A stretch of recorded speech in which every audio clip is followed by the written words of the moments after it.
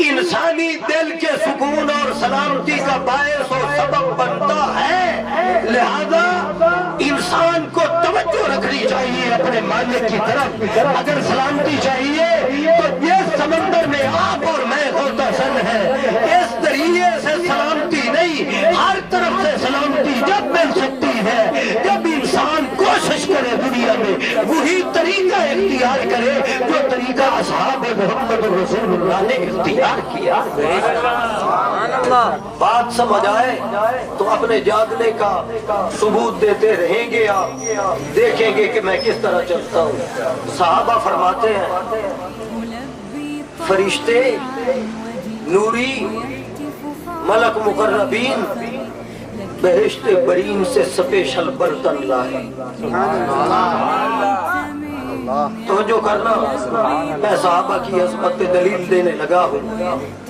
ویسے تو لمبی چوڑی دلیلیں دینے کی کوئی ضرورت نہیں ہے، بولے ضرورت یہی کافی ہے کہ صحابہ محمد کی جماعت ہے، محمد رسول اللہ کی جماعت ہے۔ اور کیا دلائل چاہیے، اور کیا دلائل چاہیے؟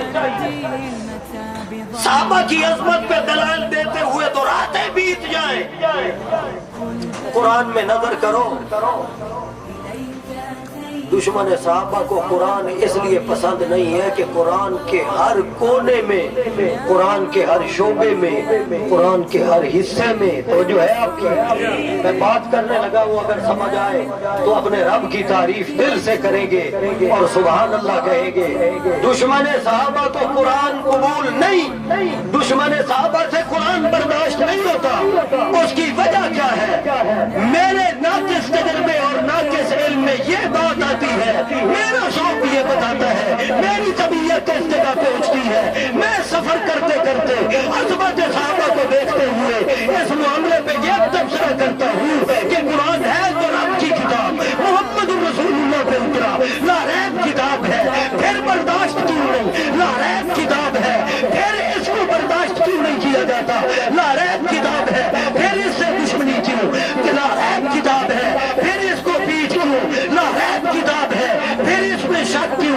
ہے تو مالک کا کلام، ہے تو رب کی کتاب، ہے تو خلاق عالم کا کلام، ہے تو لا ریب، ہے تو بے عیب، ہے تو کمال درجے کا معجزاتی کلام، لیکن ایک مخصوص فرقے کو قرآن برداشت نہیں، قرآن دل میں نہیں اترتا، قرآن برداشت نہیں ہوتا۔ میں سمجھتا ہوں کہ آخر وجہ کیا ہوئی؟ کلام رب کا برداشت کیوں نہیں ہوتا؟ فرمان رب کا برداشت کیوں نہیں ہوتا؟ قرآن رب کا برداشت کیوں نہیں ہوتا؟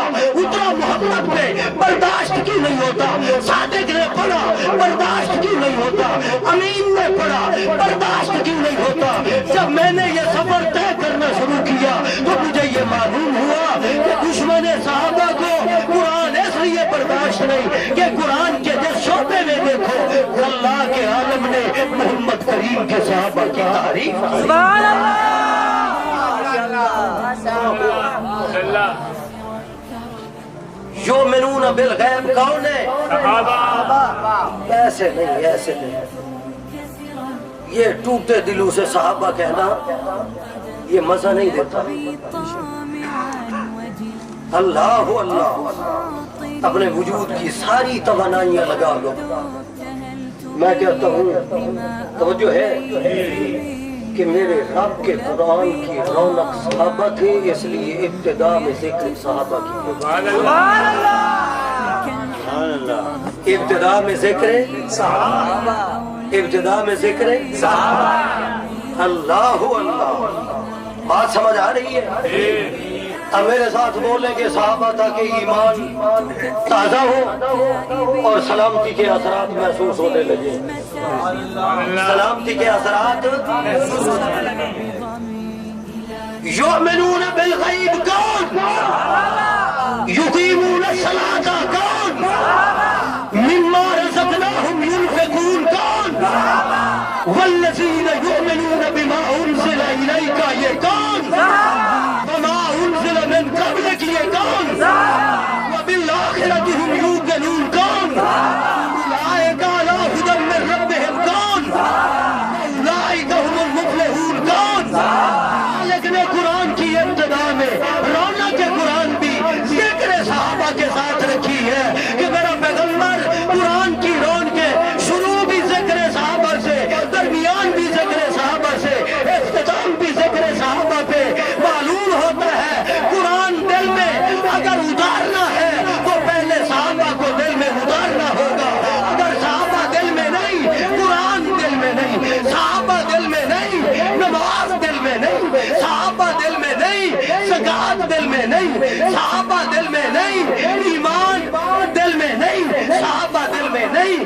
ہدایت دل میں نہیں۔ میری طبیعت ٹوٹی پھوٹی صحیح، لیکن میرا دل ذکر صحابہ سے تو جو ہے، میرا دل ذکر صحابہ سے صحت مندوں سے زیادہ سلامتی کے اثرات محسوس کر رہا ہے۔ سبحان اللہ، ماشاء اللہ اللہ اللہ۔ کون ہے صاحب؟ بات کسی اور طرف چل نکلی، کیونکہ دماغ کے زاویوں کو سنبھالنے والا کون ہے؟ کہنا کچھ چاہتا تھا اور کمزور ہوں۔ جب اپنے خیالات اور فکر کی لگام کو اسی مالک کائنات کے سپرد کیا تو اس مالک نے صحابہ غلامی کی طرف لگا دی۔ اللہ اللہ اللہ۔ توجہ کرنا، سلامتی اگر چاہتے ہو تو ایمان بالقرآن سے حاصل ہوگا۔ میں آگے چلتا ہوں، کہنا یہ چاہتا ہوں کہ قرآن کیا کہتا ہے، قرآن کیا کہتا ہے، اس پہ اپنے سفر کو ختم کروں گا۔ یہ میرے ابتدائی معاملات ہیں جو آپ کے دل میں اتارنے کی کوشش کر رہا ہوں، لیکن جب میں یہ کہوں گا کہ قرآن کیا کہتا ہے تو مسئلہ تھوڑا سخت ہوگا، سخت ہوگا۔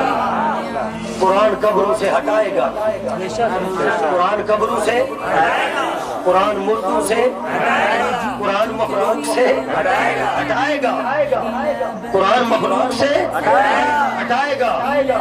قرآن کسی کو مشکل کشا نہیں کہنے دے گا، کسی کو حاجت روا نہیں کہنے دے گا، قرآن کسی کو مختار کل نہیں کہنے دے گا، قرآن کسی کو عالم الغیب نہیں کہنے دے گا۔ قرآن پر ملا یہ اعلان کرے گا، لا یعلم لا یعلم لا یعلم من فی السماوات والارض الغیب الا اللہ۔ اللہ سفر اس طرف کرنا چاہتا ہوں، لیکن پہلے اپنے دل کی اجڑی بستی کی رونقیں بحال کرنے کے لیے ایک کوشش کر رہا ہوں ذکر صحابہ سے۔ اللہ ہمارے ان مردہ دلوں کو دوبارہ زندگی نصیب فرمائے۔ قرآن مانا صحابہ نے، قرآن مانا صحابہ، قرآن مانا صحابہ نے، اور اس طرح سے مانا، اس بے باکی سے مانا، اس وفاداری سے مانا، اس عجیب انداز سے تسلیم کیا اور مانا کہ قرآن کا اتارنے والا عرش برین سے ان کے ماننے کی تعریفیں کرنے لگے۔ اللہ اللہ، توجہ کرنا۔ اذا جاءك الذين يؤمنون بآياتنا، اے میرے پیغمبر محمد رسول اللہ، ابھی تو اپنے کام میں ہے تیرے صحابہ، کوئی بازاروں میں ہے اپنے کام میں، کوئی مزرے اور باغات میں ہے اپنے کام میں، اپنے اپنے کاموں میں لگے ہوئے ہیں۔ ان کے آنے سے پہلے پہلے میں تیرے ذمے کر رہا ہوں میرا پیغمبر،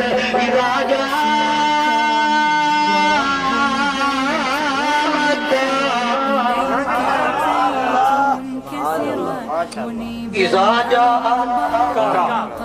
کا جب آئے کا تجھے کہہ رہا ہوں میرا پیغمبر، کہہ دے سبحان اللہ۔ جیسے کوئی کسی کو خطاب کر کے کہتا ہے میری طرف توجہ کر، میں اللہ میری طرف توجہ کر، میں ضروری بات کہنا چاہتا ہوں۔ اللہ کریم بھی فرماتا ہے اذا جاءک،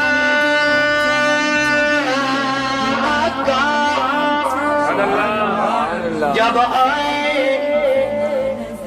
کا تجھے کہہ رہا ہوں میرا پیغمبر، پیغمبر کہ تیرے پاس اللہ جب آئے تو ایک کام آپ کے ذمے کر رہا ہوں، اور رہی میری ذات میرے ذمے تو ضروری کوئی کام کر سکتا نہیں، کوئی کر سکتا نہیں، لیکن تیرے نوکروں وفاداروں کا مقام بتانے کے لیے میں بے نیاز بھی اپنے ذمے ایک کام اللہ یہ قرآن کے لفظوں کا ترجمہ کر رہا ہوں، اپنی طرف سے بات نہیں کر رہا۔ اذا جاءك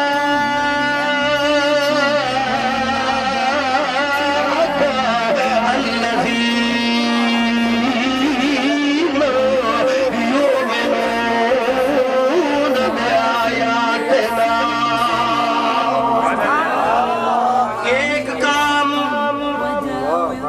تیرے ذمے کر رہا ہوں میرا پیغمبر اللہ ایک کام تیرے ذمے کر رہا ہوں میرا پیغمبر، ہے تو سلسلہ نبوت کا سردار، ہے تو خاتم النبیین، ہے تو انبیاء کا امام، ہے تو سید المرسلین، ہے تو خاتم النبیین۔ اللہ کیا انداز ہے اللہ پاک۔ اذا جاءك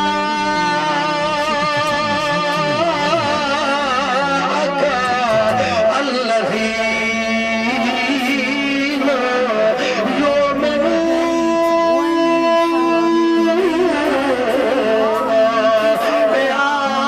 بآياتنا،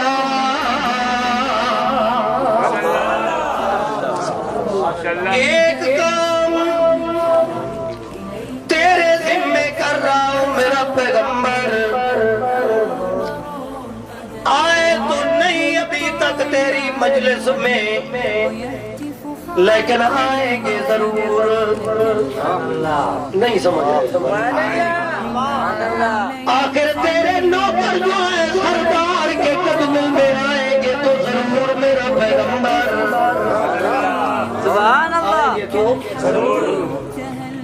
نوکر بھی ہے، رشتہ دار بھی ہے، وفادار بھی ہے، ان میں ابو بکر بھی ہے جو اپنی اونٹنی لے کے وفاداری کے سبق دہراتا رہتا ہے۔ اللہ آئے تو نہیں، لیکن میں جانتا ہوں آنے والے اوقات میں ہونے والے حالات جاننے والا کون ہے؟ میں جانتا ہوں میرا پیغمبر آئے تو نہیں، آئیں گے ضرور میرا پیغمبر، لیکن ان کے آنے سے پہلے پہلے میں تیرے ذمے اللہ ایک ذمہ داری دیتا ہوں۔ اللہ شان تو تیرا اس قدر ہے میرا پیغمبر کہ باقی انبیاء کو کنویں میں جاتا ہے، باقی انبیاء کوئی دور پہ آتا ہے، باقی انبیاء کو کہیں جاتے ہیں کوئی کہیں جاتے ہیں، جب آپ کی عظمت کا نمبر آتا ہے تو میں اعلان کرتا ہوں انک لتلقی القرآن،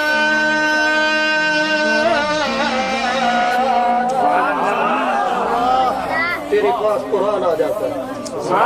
تیری عظمت بہت بڑی ہے، لیکن میرا پیغمبر تیرے نوکروں کی وفاداری کا وزن کچھ اس طرح سے ہے کہ میں ان کے لیے کچھ آپ کے ذمے کرنا چاہتا ہوں، آپ کے ذمے کرنا چاہتا ہوں، آپ وہ ذمہ داری نبھانا تاکہ قیامت تک آنے والوں کو پتہ چل جائے کہ صحابہ وہ عظمت والے لوگ تھے جن کی محمد کریم بھی عزت کیا کرتے تھے، بھی عزت کیا کرتے تھے، اور صرف محمد کریم نہیں اللہ اللہ معاملہ اوپر پہنچا تو رب کریم نے فرمایا میرا پیغمبر تو عزت کرتا ہی کرتا ہے، صحابہ کی عظمت اس قدر ہے کہ میں بے نیاز، اللہ بھی محمد کے نوکروں کی عزت کرتا ہوں تو بے نیاز، مجھے پرواہ تو کسی کی ہوں تو بے پرواہ، ہوں تو بے نیاز، لیکن کچھ ادائیں محمد کے نوکروں کی اس طرح کی ہیں کہ میں بے پرواہ، توجہ ہے میرے لفظوں پہ غور کرنا کہ میں کیا کہتا ہوں، اور پھر سبحان اللہ بھی کہنا۔ میں یہ کہتا ہوں کہ رب کریم فرما رہے ہیں ہوں تو بے نیاز، ہوں تو بے پرواہ، لیکن محمد کے نوکروں کی ادائیں کوئی اس قدر قیمتی ہے، کوئی اس قدر قیمتی ہے کہ میں بے نیاز اور بے پرواہ ہوتے ہوئے بھی صحابہ کی بہت پرواہ کرتا ہوں، صحابہ کی بہت پرواہ کرتا ہوں۔ اللہ قرآن پہ توجہ کر، میں مزاج قرآن سے، کیونکہ ہمارے اکابر کا یہ درہ امتیاز رہا ہے، توحید بھی قرآن سے، رسالت بھی قرآن سے، صحابہ کی عظمت بھی قرآن سے، اور جس رنگ میں قرآن نے صحابہ کی عظمت بیان کی ہے دنیا کی کوئی کتاب بیان نہیں کی۔ قرآن کے جس حصے میں دیکھو قرآن اصحاب پیغمبر کی تعریف میں بولتا نظر آتا ہے، جس صورت میں دیکھو، جس کیفیت میں دیکھو، توجہ کرو۔ اذا جاءك الذين يؤمنون بآياتنا،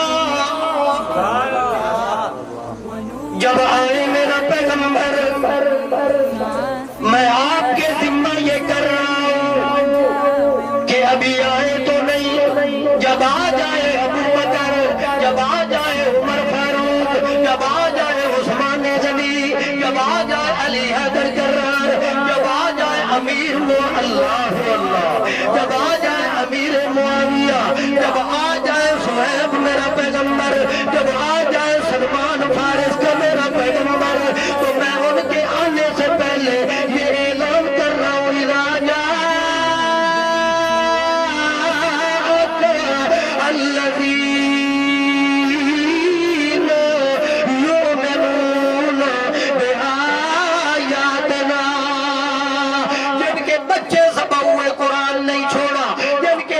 چھڑوائے گئے قرآن نہیں چھوڑا، ہجرت کرنے پہ مجبور ہوئے قرآن نہیں چھوڑا، ان کی ادائیں یہ رہی کہ یؤمنون بآیاتنا،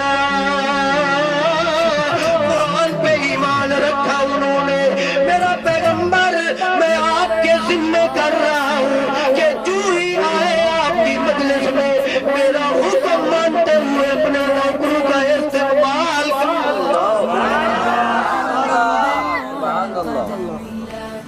حق تو بنتا ہے کہ آنے والا سلام کرے، طریقہ یہی ہے، لیکن توجہ کرنا، ایک بات کرنے لگا ہوں دل میں ضرور اترے گی۔ روایت تو یہ ہے کہ آنے والا بول بول بول آنے والا سلام کرے، شرعی مسئلہ بھی یہی ہے کہ آنے والا سلام کرے، لیکن محسوس اس طرح سے ہوتا ہے صحابہ میرے رب کو اس قدر پسند ہے کہ اللہ اپنے قانون کی عزت صحابہ کے لیے توڑ دی۔ سبحان اللہ، سبحان اللہ، سبحان اللہ اس جملے کے مقابل نہیں ہے، کرنی چاہیے تھی سبحان اللہ اللہ۔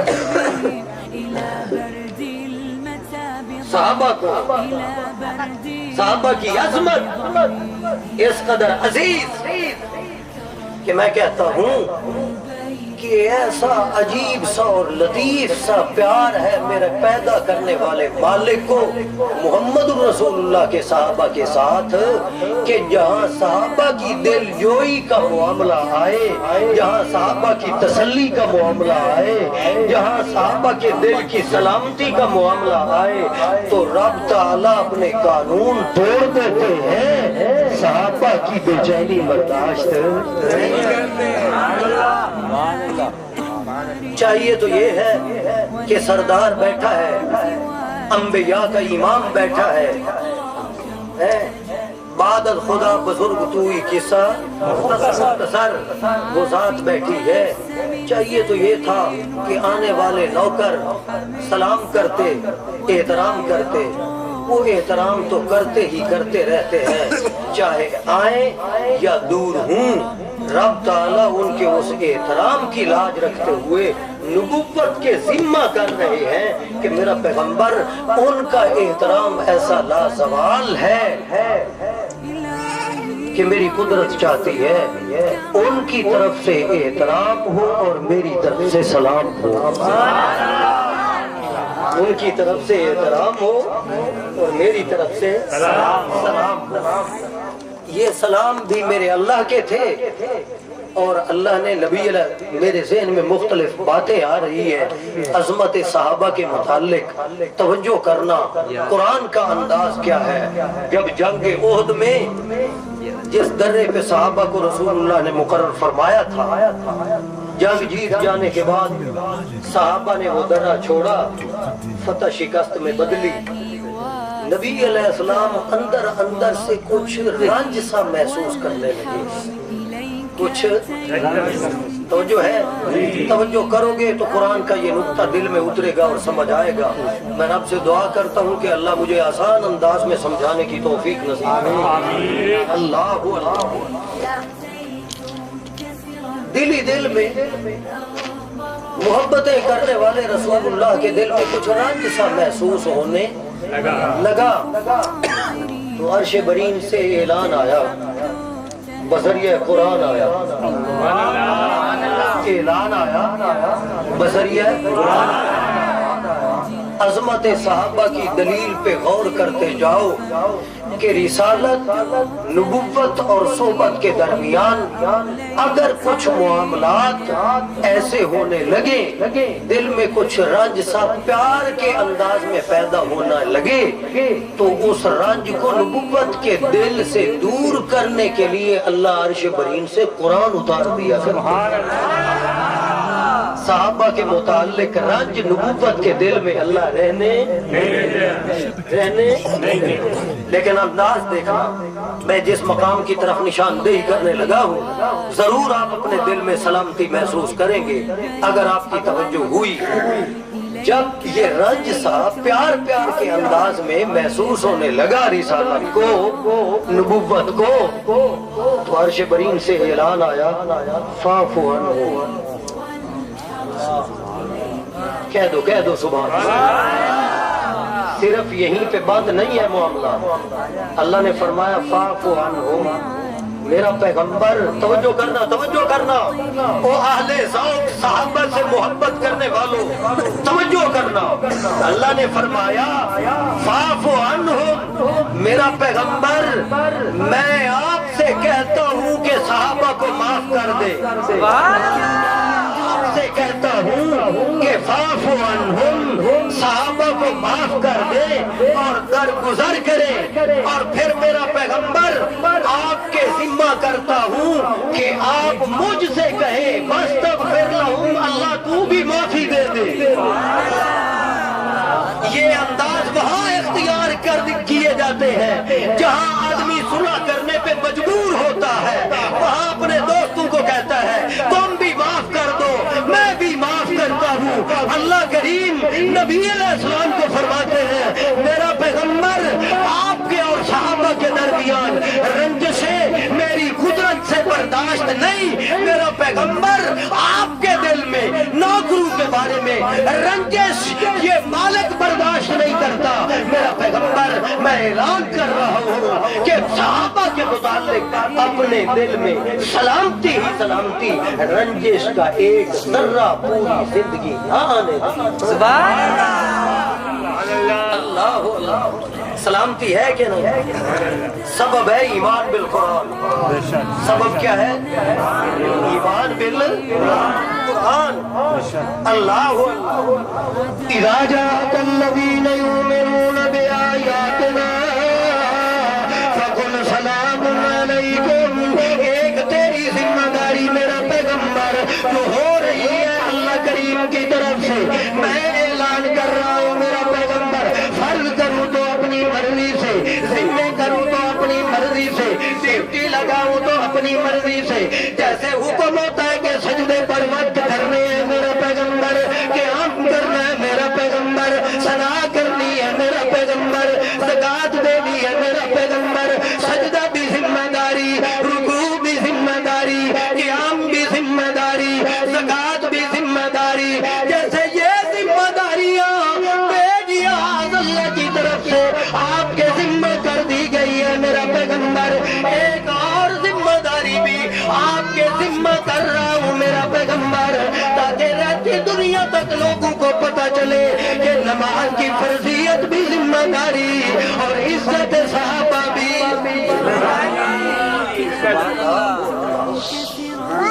عزت صحابہ بھی ذمہ داری۔ اللہ صحابہ کی عزت کرنے کی توفیق نصیب، اللہ اپنے گھروں کو آباد رکھو صحابہ کے تذکرے سے، صحابہ کی عزت کے تذکروں سے، اور صحابہ کا ایمان بالقرآن ایسا تھا، کچھ توجہ ہے، ایمان بالقرآن ایسا تھا کہ ایک مرتبہ بدر میں قتل ہونے والے کافروں کو، ان کی لاشوں کو ایک کنویں میں ڈال کے نبی علیہ السلام اوپر کھڑے ہو جاتے ہیں اور اپنی چھڑی سے ان کو ایسے حرکت دے کے فرماتے ہیں جو میرے رب نے وعدہ کیا تھا وہ حق پایا ہے، اب اب تم نے حق پایا ہے۔ تو ایمان بالقرآن والا بول پڑا عمر، ایمان بالقرآن والا بول پڑا عمر رضی اللہ تعالی عنہ۔ مانو گے جو عمر کہیں گے؟ مانو گے یا اپنے مولوی کے پیچھے چلو گے؟ اللہ علماء کو صحابہ کی عزت کرنے کی توفیق نصیب فرمائے، صحابہ والا عقیدہ رکھنے کی توفیق نصیب فرمائے، بانداز صحابہ قرآن پہ ایمان رکھنے کی توفیق نصیب فرمائے۔ میں علماء کی خدمت میں دست بستہ بادب طریقے سے عرض کرتا ہوں، پردوں اور غیب سے جاننا یہ مردوں کا کام نہیں ہے، محمد کے رب کا کام ہے، محمد کے۔ جب نبی علیہ السلام گفتگو فرما رہے تھے تو ایمان بالقرآن والا بول پڑا، ایمان بالقرآن والا بول پڑا۔ توجہ توجہ توجہ، قال عمر، بخاری، قال عمر، ایمان بالقرآن والے حضرت عمر بول پڑے اور اعلان کیا، اتکلم اجسادا لا ارواح لها، یا رسول اللہ ان جسموں سے کیسے بات کرتے ہو جن کے جسم میں روح بھی باقی، روح بھی باقی، روح بھی باقی۔ معلوم ہوتا ہے صحابہ کے یہ عقیدہ تھا کہ مر جانے کی وجہ سے جسم سے جب روح جدا ہوتی ہے تو روح جسم میں جب نہیں ہوتا تو بغیر روح کے جسم سنتا